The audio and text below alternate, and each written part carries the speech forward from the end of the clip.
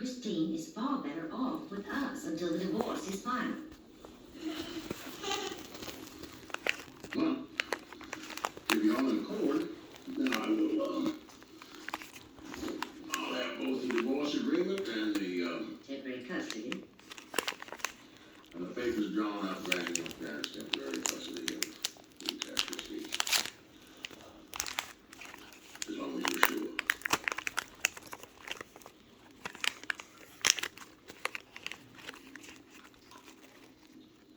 Yeah, I'm sure. Chris belongs with us where she loves is cared for. You know, my little girl.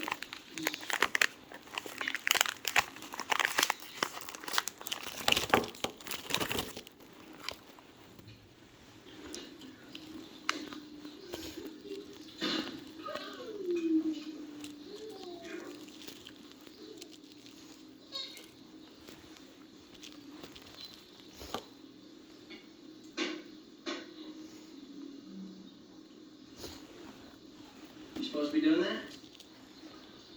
Good form. Keeps my blood thin.